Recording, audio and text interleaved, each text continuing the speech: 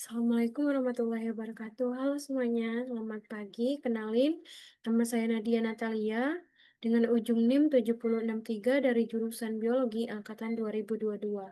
Jadi di sini saya akan mempresentasikan hasil dari review jurnal yang telah saya lakukan. Baik, adapun judul jurnal yang telah direview yakni Fitokimia dan Profil Biologis Farmakologis Aleurites molucanus. Kami beranggotakan 4 orang, Nadia Natalia, saya sendiri, ada Nuril Hidayatunisa, ada Rara Ayu Andini, dan Revita Sari. Nah, adapun pendahuluan dari jurnal ini yakni tumbuhan selalu memainkan peran penting dalam pengobatan dan kesehatan manusia.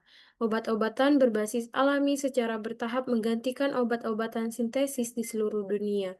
Berbagai negara berkontribusi pada pasar tumbuhan obat dunia dengan memanfaatkan potensinya yang meliputi vegetasi, keragaman iklim, energi murah, tenaga kerja yang memadai, dan teknologi tinggi.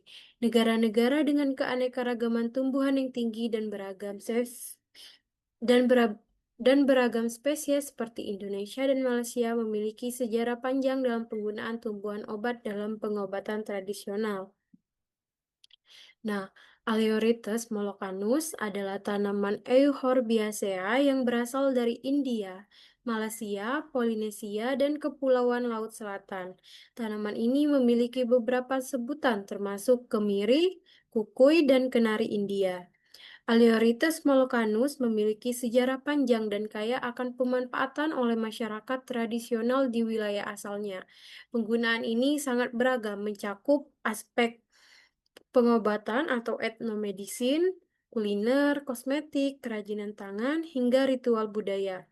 Hal ini menunjukkan nilai penting tanaman ini dalam kehidupan sehari-hari dan warisan budaya mereka. Nah, adapun tujuan dari jurnal ini, yang pertama mengulas penggunaan etnomedicine Aleurites molucanus atau kemiri. Yang kedua itu mengidentifikasi komposisi kimia atau fitokimia dari berbagai bagian tanaman. Yang ketiga menjelaskan aktivitas biologis dan farmakologis secara aktif. Dan yang terakhir menyoroti potensi kemiri sebagai kandidat terapi baru. Nah, adapun metode penelitian pada jurnal yang telah direview, yang pertama itu melakukan tinjauan literatur dari berbagai basis data ilmiah, baik di Elsevier, PubMed, ScienceDirect, Web of Science, Taylor and Francis, Google Scholar, Wiley atau ACS. Nah, adapun metode ini fokus pada studi fitokimia dan bioaktivitas Aleurites molucanus. Kemudian metodenya juga menganalisis dilakukan dengan mengompilasi data komposisi kimia dan efek biologis. Dan yang terakhir itu pendekatan kritis atau membandingkan temuan etnomedisi dengan bukti ilmiah modern. Nah, adapun hasil dari penelitian ini, yang pertama itu komposisi kimianya. Menurut Liu et al. 2023, Aleurites molucanus mengandung senyawa umum, yakni alkaloid, polifenol, steroid, palpanoid, tanin, kumarin, triterpenoid, karbohidrat, protein, mineral, lipid, minyak asiri, dan karotenoid. Adapun hasil lainnya itu yakni hasil dari screening fitokimia minyak biji kemiri. Terlihat pada gambar di PPT ini bahwa hasil screening fitokimia dari minyak biji kemiri terdapat reaksi yang telah diujikan. Didapatkan hasil positif mengandung senyawa alkaloid, flavonoid, dan steroid. Menurut Gultom 2017, golongan-golongan senyawa ini dapat berfungsi sebagai penguat rambut dan juga sebagai antibakteri.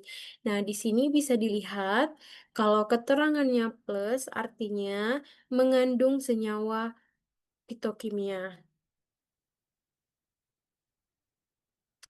Nah, selanjutnya itu senyawa yang terisolasi. Yang pertama itu ada daun, N-heterokontra, beta-amirin, alpha-amirin, beta-sitosterol, stigmasterol, dan kampesterol. Nah, senyawa terisolasi lainnya itu ada ranting dan daun, itu ada asam molukkanat 6,7 dehidromolukkanat, dan metil ester, 3 tritoditerpenoid baru berjenis 3,4 sekon podokarpan. Adapun pada kulit batang itu kumarin, scopoletin, triterpena, pentasiklik, 3 asetil aelurokotolik, 12 hidroksi, 13 metoksi, 8,1113 itu ada podokarpatrien. Nah, selanjutnya itu senyawa terisolasi juga ada kayu teras, porbol diester baru, 13 mistil, 20 O-asetil, 12 deoksiporbol. Selain itu, Hetria kontane 6,7 demotoksikomarin, 5,67 trimetoxomarin, dan beta sitostenon. Nah, minyak biji itu terdiri dari asam lemak 18 dibanding 2 dengan jumlah 43,8 mol persen dan 18 banding 3 dengan jumlah 25 banding 8 mol persen serta delta tokoperol. Nah, bisa terlihat di sini ada struktur molekul senyawa fitokimia, ada A dan juga B.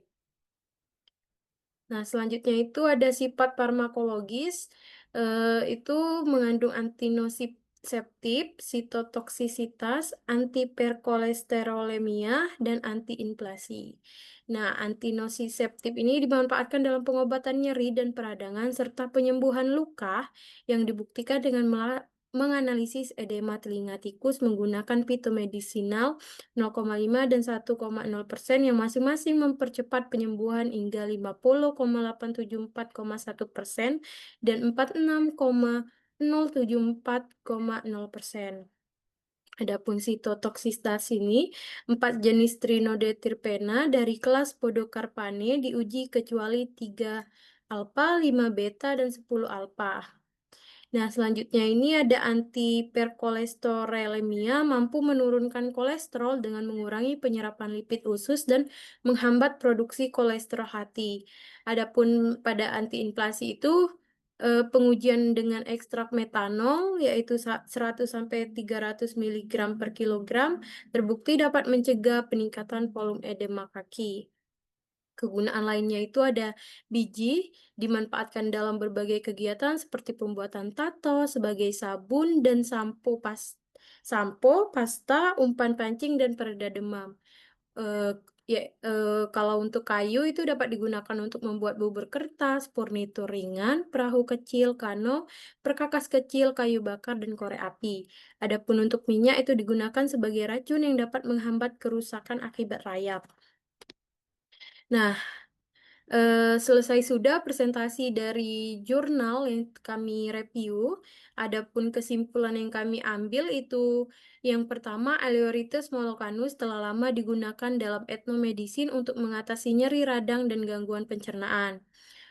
Yang kedua, Aleurites moloccanus mengandung metabolit sekunder penting seperti flavonoid, triterpenoid, kumarin, minyak atsiri, serta senyawa aktif terisolasi.